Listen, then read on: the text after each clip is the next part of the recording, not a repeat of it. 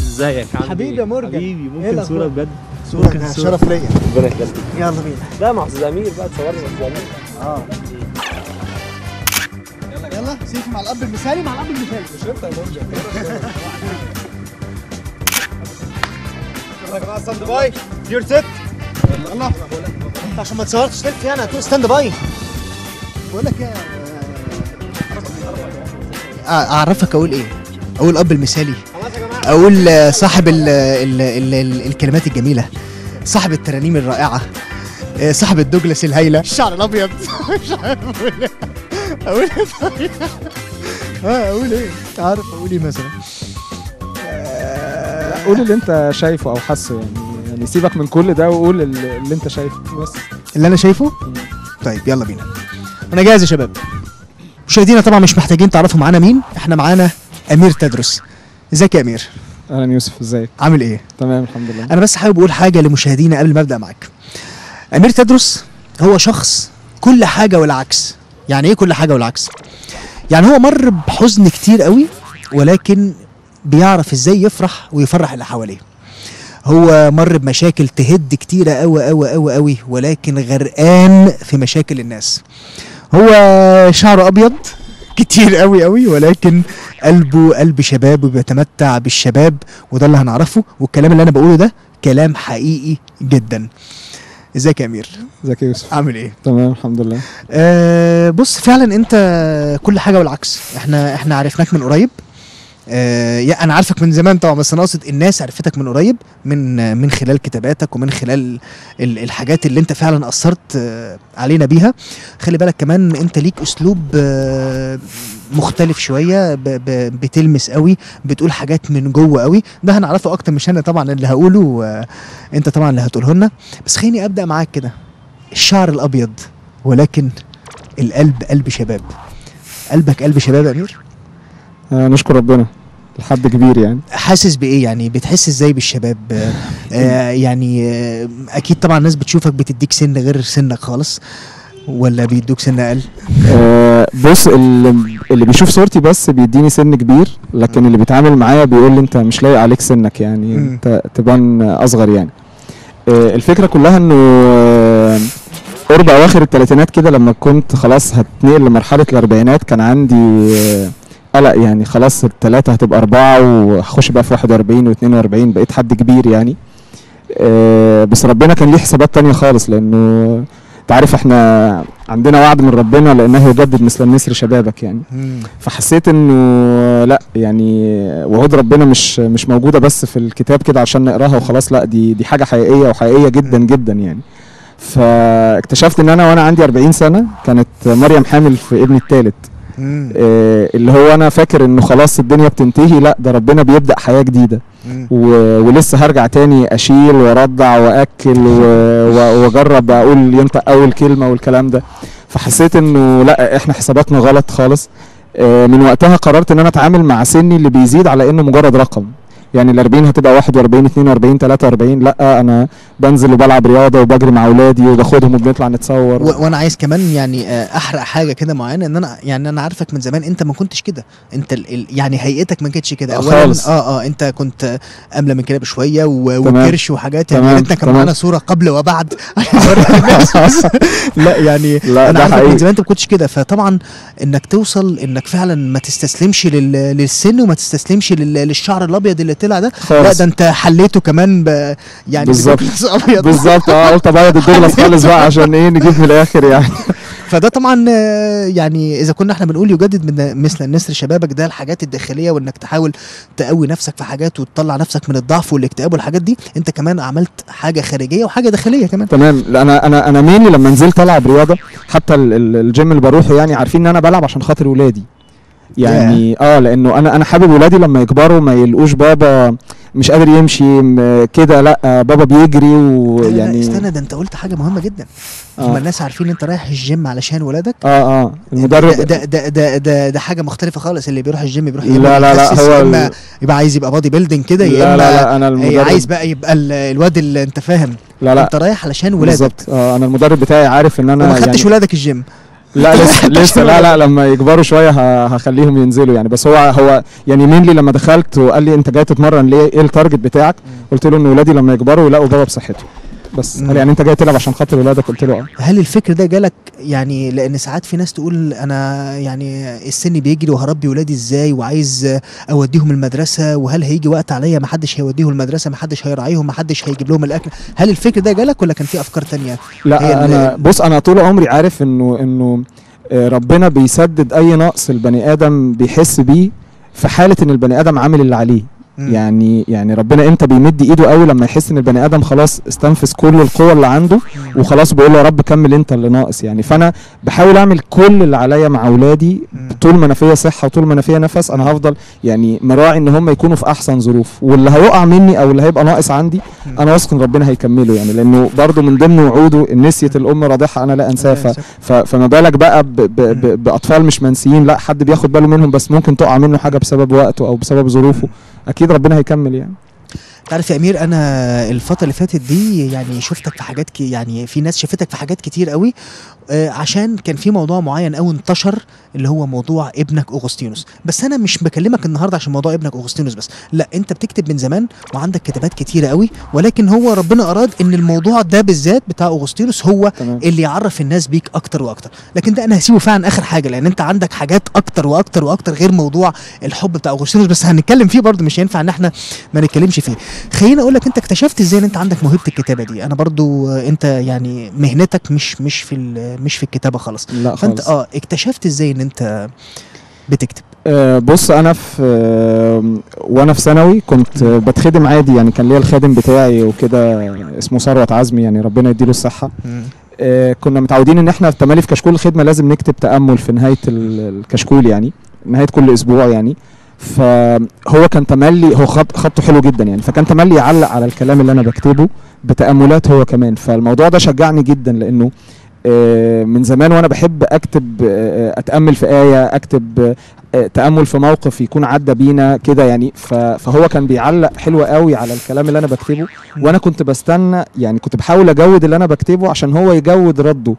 فقعد انا اقرا الحاجات اللي هو بيكتبها لان كنت بستمتع بكتاباته جدا يعني. بعد فتره ابتديت اكتب ترانيم في الكنيسه عندنا، ترانيم اطفال وكده، كنا بنخش بيها مهرجانات وكده.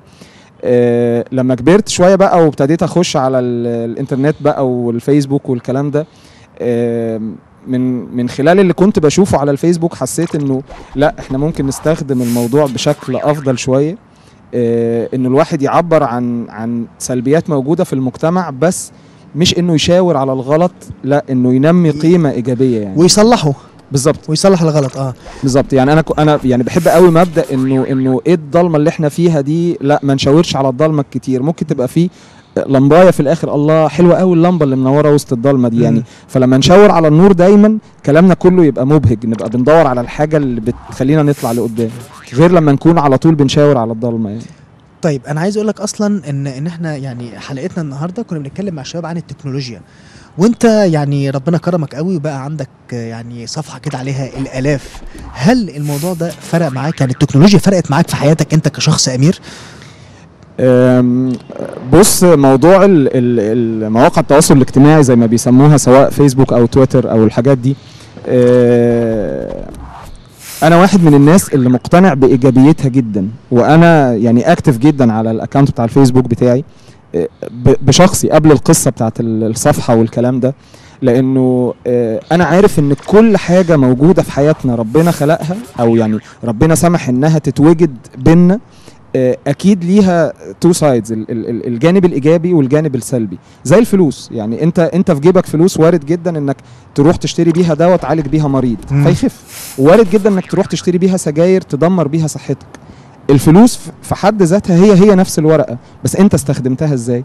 نفس الكلام مواقع التواصل الاجتماعي، الاكونت بتاع الفيسبوك ده وارد ان انا اشير عليه فيديو فيه مناظر مش كويسه، وارد ان انا احط عليه كلام يقروه ناس يتاثروا بيه ويغيروا تعاملاتهم بينهم وبين بعض. انت ممكن تتسبب في تغيير يا هدم.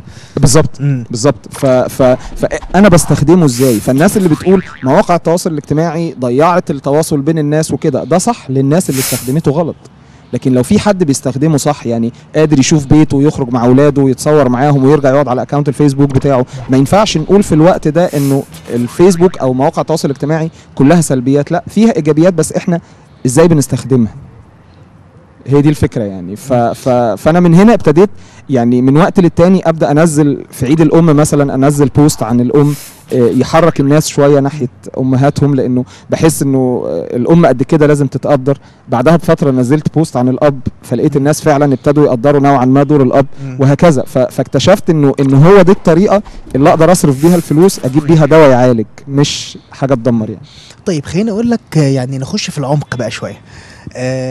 يعني انت قابلت في حياتك فعلا حزن كتير وفي حاجات كده مريت بيها عميقه يعني قوي، يعني طبعا مش هنعرفها كلها، بس يعني ازاي كنت في ظل الحزن اللي انت فيه ده ولكن بتحاول ان انت تفرح نفسك وتحاول ان انت تفرح الاخرين كمان؟ بص انا خليني اكون معاك صريح، احنا فتره بنمر فعلا تلاقي كل الناس ماشيه مكشره، كل الناس ماشيه مكتئبه، كل الناس تقول لك ايه، يقول لك مفيش حد مرتاح، مفيش حد مبسوط، مفيش حاجه تضحك.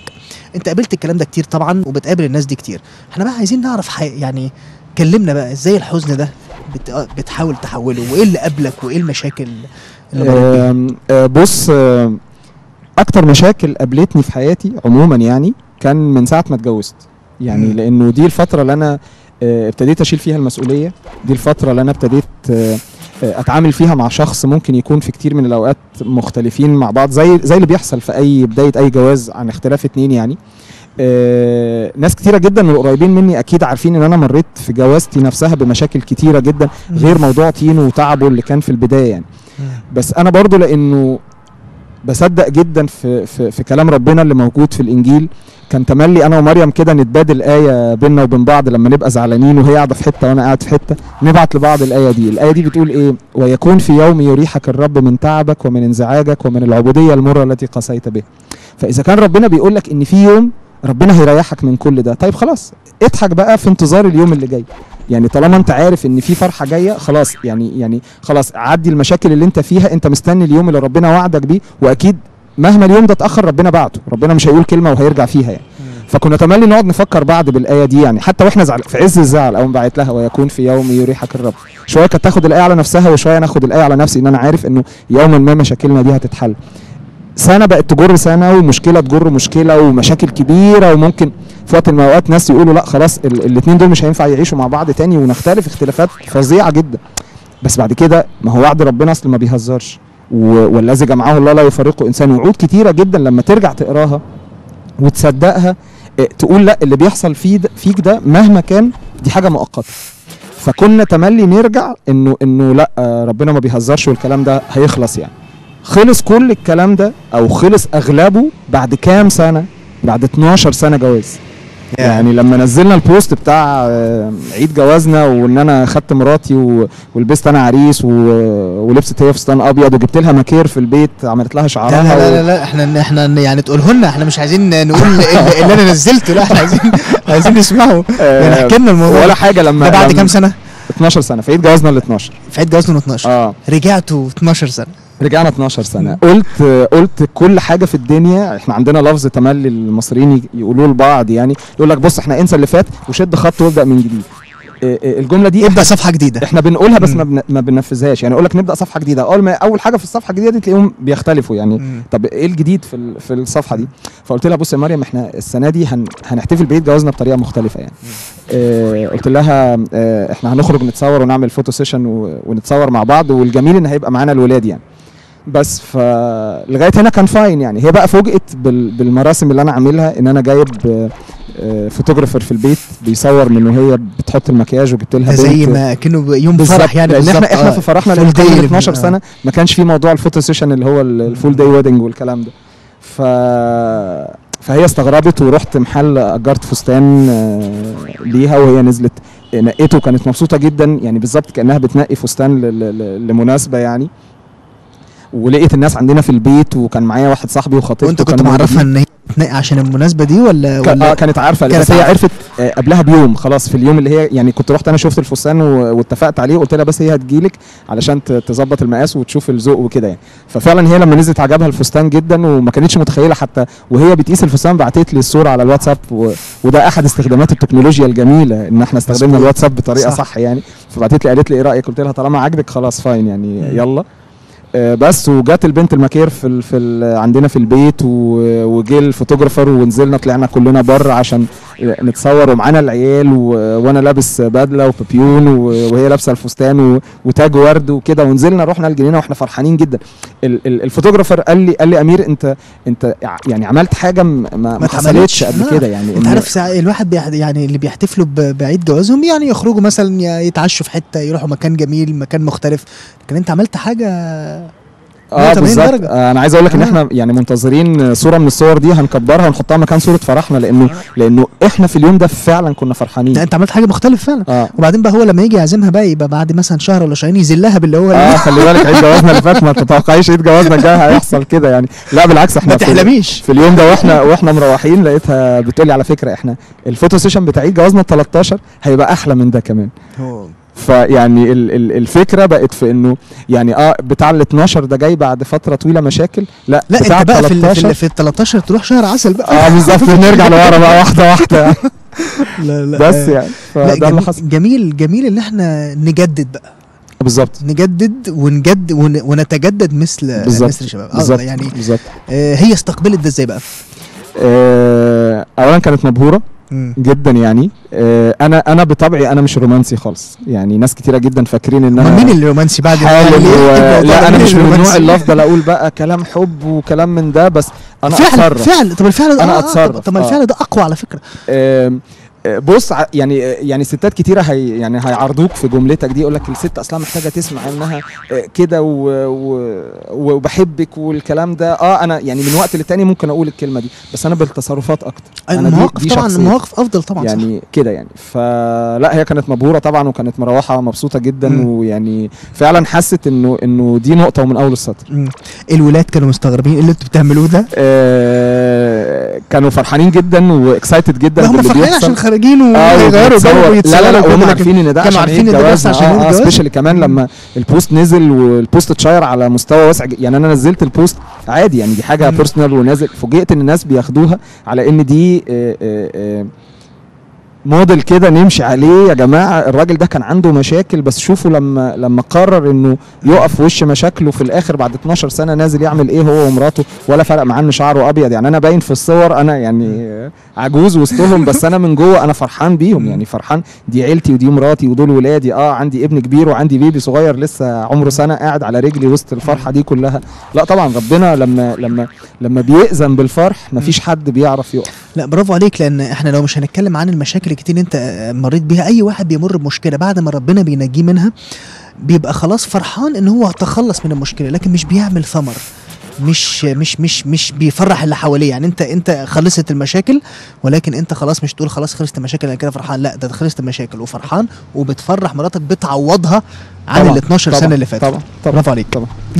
طيب خليني اقول لك برضو احنا يعني اصلا هستغلك النهارده استغلال وحش قوي، لان الكلام اللي انت بتقوله ده كلام حقيقي جدا فعلا. خليني اقول طيب انت برضو يعني لمستنا بكلام كتير، وعلى فكره انا بقول الكلام ده حقيقي جدا لان هو عامل صفحه خاصه بيه اسمها الكلام ده حقيقي جدا، وهو لما بيقول كلام بيقوله حقيقي جدا، فانا تلاقيني معلق على بفهم الناس بس. اوكي.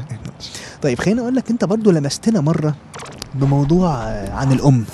طبعا يعني والدتك ربنا يديها طول العمر، لكن انت نزلت بوست عن اللي فقد او اللي فقد والدته يعني. انت طبعا اثرت فينا جامد، بس خلينا نحكي الاثنين.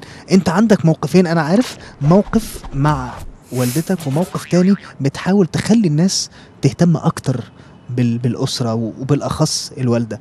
قول لي كلمني. بص ما تعيطناش. لا لا ما تقلقش. بص انا زي اي حد خصوصا من الشباب او الرجاله او الولاد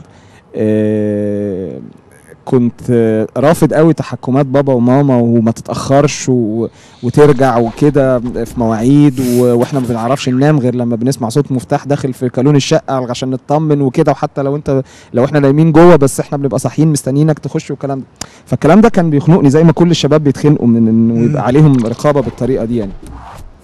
لما كبرت وبقيت اب حسيت باللي هم كانوا بيعانوه معايا وانا شاب ومش فاهم اللي بيحصل. كانوا تملي يقولوا لي بكره لما تتجوز وتخلف تعرف يعني، فكنت عادي جمله انتوا بتكرروها كتير فخلاص يعني. فقعدت اتخيل انه لو ما كنتش انا ادركت الكلام ده، لو ما كانش ربنا من عليا بنعمه الاطفال وكنت ادركت اللي هم عملوه، ما كنتش هحس خالص قد ايه انا تعبتهم يعني.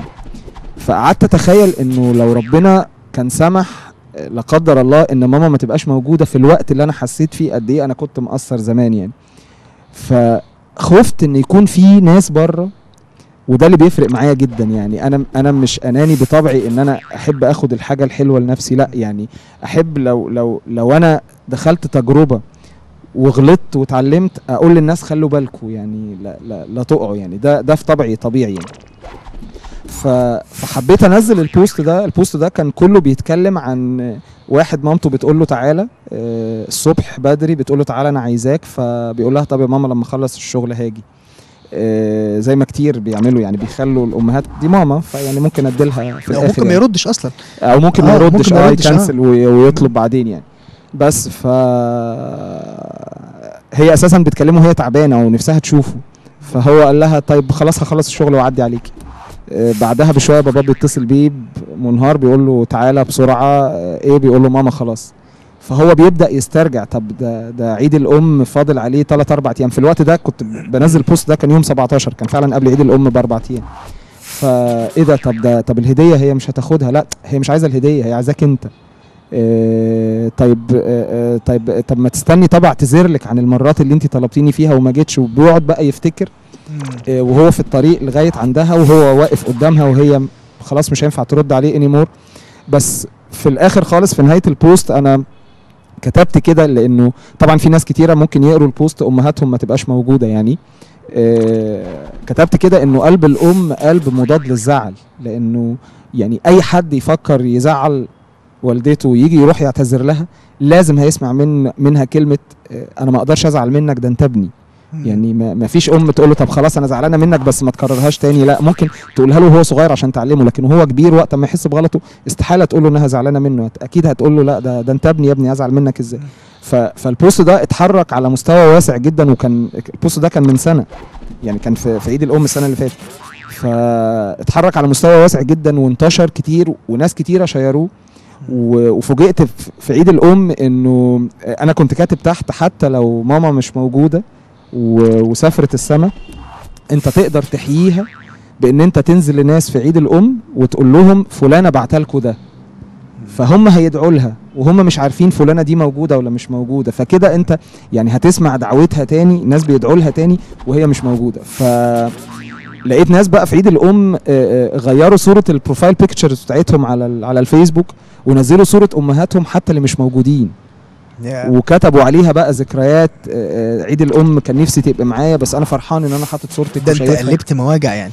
لا بالعكس مش مواجع، انا حسيت انه الناس اتفتحت عندهم طاقه امل ان هم يقدموا عرفان لامهاتهم بطريقه هم نفسهم يبقوا راضيين عنها. فلما عملوا كده لقيت انتشار واسع جدا على الفيسبوك، كل الناس بتغير الصور ليهم ولامهاتهم يعني، واللي ينزل صوره ليها ويكتب تحتها احنا كنا مع بعض وكنا بنخرج وما اعرفش ايه. لما الناس ابتدوا يتكلموا ويطلعوا اللي جواهم، ليا واحد صديق شخصي عليا يعني قال لي امير انا هعمل كده وهنزل صوره ماما، والدته مش موجوده، انا هنزل صوره ماما وكده. وفعلا نزل صورتها وابتدى يتكلم عنها. يعني يستاهلوا ان احنا نعمل معاهم كده. هل المجتمع اللي احنا عايشين فيه بيتكسف يطلع المشاعر دي قدام الناس؟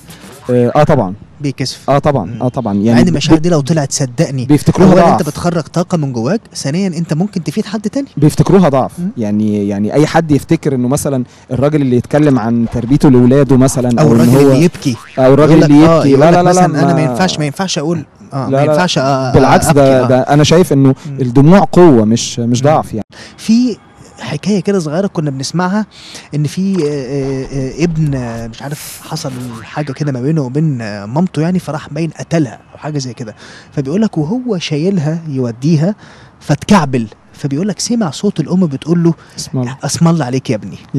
فتتخيل انت الموضوع ده يعني طبعا اكيد. فانت نفس الموضوع اللي انت بتقول عليه. اكيد. طيب خليني اقول لك برضو انت في موضوع مع والدتك انت بقى شخصيا حابين يعني تحكوا لنا. معلش بس انا مستغلك النهارده. لا لا لا لا ما فيش مشكله. معلش احنا طبعا سمعنا ان انت بتنقل للناس تخيلك ان انت بتنقل للناس حاجه مهمه، والموضوع ده ابكى ناس كتير. فخلينا بقى نعرف لمستك انت مع والدتك يعني حصل ايه؟ بص ماما معايا انا شخصيا غير اخواتي الاثنين جيهان وبوسي يعني ليها وضع خاص يعني. ليه؟ انا الوحيد اتولدت مثلا وبابا ما كانش موجود، بابا كان مسافر وهي كانت لوحدها، واحنا من بلد فلاحين اصلا اسمها كفر الدوار، ناس كتير اكيد يسمعوا عنها يعني. فانا كنت بتولد من ماما وماما ماشيه في الشارع يعني، خلاص جالها تعب الولاده وانا ماشي في الشارع، وكانت لوحدها ما كانش في حد ماشي معاها، وجريت على البيت هناك لتيتا وقالت لها الموقف ده حصل قريب على فكره لو كنت قريته برضه. لا ده حصل من 42 سنه. كويس. فقالت لها ماما انا بولد كده يعني، وفعلا جت الدايه وولدتني وكده. فقعدت اتخيل انت بتولدي لوحدك من غير جوزك وهتتحملي مسؤوليه لوحدك كام شهر لغايه ما بابا يرجع من السفر والكلام ده، وبعدين لما هترجعي من البلد للقاهره لما بابا يجي. فحسيت ان هي يعني واحده سابت اهلها وجات اتغربت، بالنسبه لها طبعا سابت اهلها والمكان اللي كانت عايشه فيه، جات اتغربت هنا، كانت بتشتغل وتربي 3 انا واخواتي الاثنين، وربتنا نوعا ما تربيه احنا راضيين عنها، بغض النظر ممكن يكونوا ناس شايفيننا كويسين او وحشين، لا احنا راضيين عن التربيه اللي تربيناها يعني. لما مامتها تعبت، لما تيتا تعبت سابتنا 15 يوم، ساعة ما رجعت حسيت ان احنا افتكر يعني رحنا استنيناها في محطة القطر. لما رجعت انا كانت اول مرة ماما تسيبنا 15 يوم وقاعدة مع تيتا هناك، بس كانت بتخدمها لان تيتا كانت تعبانة. فيوم ما رحنا استنيناها انا قلت لا انا هبقى مكسوف وانا بسلم عليها كده، كنت في اولى ثانوي ساعتها كده. بعدين اول ما جت وهي قاعدة في العربية، انا فاكر واحنا مروحين يعني كنت قاعد جنبها كده، كنت مايل وداني عشان فرحان ان صوتها ابتدى يرجع تاني يخش جوه وداني يعني. فحسيت قد كده الست دي يعني ممكن تكون بتستحمل حاجات او بتعيش ظروف احنا مش مقدرين قيمتها وجودها. كنت تملي مش بقدر اعبر لها عن ده، لان برضه في الوقت ده انا كنت الشاب اللي بيرجع متاخر وكده، بس كانت برضه كل فتره تحصل موقف كده يقول لا الست دي مختلفه، الست دي الظروف اللي عاشتها يعني مختلفة. حتى في مشاكلي في جوازي يعني اتهامات كتيرة انها حما شديدة وتقيلة وجامدة، وهي يعني تحطها هنا تتحط، تحطها هنا تتحط كده يعني، ما يعني ولا بتهش ولا بتنش يعني. بس حسيت في الاخر انه فعلا كل حاجة من الحاجات دي ده زي كتاب كده كنت قريته، جواهر ربنا بيجمعها عشان يزين بيها الاكليل اللي كل واحد هياخده. اي مشكله، اي ضيقه، اي حاجه ربنا بيسمح لك خطه ربنا طبعا يعني الطريق اللي بيرسمه ربنا بالظبط، دي حاجه ربنا بيزوق لك بيها اكليلك يعني. فكتبت عنها بوست انه في الاخر انا يعني مش عارف اقول لك ايه، بس اكتر من ان في امهات كتيره جدا بتسقط قدام امومتك. لما بتفرج عليها واشوفك انت كأم، بشوف امهات كتيره امومتهم بتسقط قدام امومتك يعني. فدي يعني ما لقيتش غير الكلمه دي اللي اقولها لها يعني، ما كنتش لاقي كلام اشرحه يعني. طب السؤال الاهم، ماما قرت البوست ده؟ هم يعني اخواتي قروه لها، لان انا الحاجات اللي انا بكتبها ما اقدرش يعني ماما دلوقتي اول مره تسمع الكلام اللي انا بقوله ده خالص يعني، عمرها ما سمعته مني خالص، وهتبقى مستغربه جدا في الكلام ده بالحلقه، بس يعني هو ده اللي جوايا، بس انا ما بعرفش اقوله للشخص في وشه. يعني ما اقدرش، ممكن مشاعري ما تجرأنيش ان انا اقول او ما امسكش نفسي وانا بقول، لكن ممكن اتكلم عنها حلو قوي. عندهم حاجات حلوه قوي وكده، ولكن ما يعرفوش يعني يقولها قدام الشخص اللي عايز يوصل له المعلومه يعني. فعلا لا بجد تلاقي مثلا الواحد يقول انا بص انا هروح هديله كلمتين او العكس كمان، انا اروح بقى هقول له طيب خاطره حاجات زي كده ولا بتاع، تلاقي واقف قدامه مفيش اي حاجه طلعت، بس بيحاول يوصل يعني اللي هو عايزه يعني. انا بس يا امير فعلا عايز اوضح للناس، احنا يعني امير مش بيحكي مجرد حكايات بس كده وخلاص، لا انت فعلا يا امير بتلمسنا يعني. احنا انت صحيح بتقول حاجات حياتيه فينا. انا عايز اقول لك ان موضوع البوست بتاع الام ده انا عن نفسي قريته، لا احنا كلنا فعلا مقصرين، بلاش كلنا يعني معظمنا مقصر. فلا انت الكلام ده حقيقي جدا، حقيقي جدا. الكلام ده حقيقي جدا.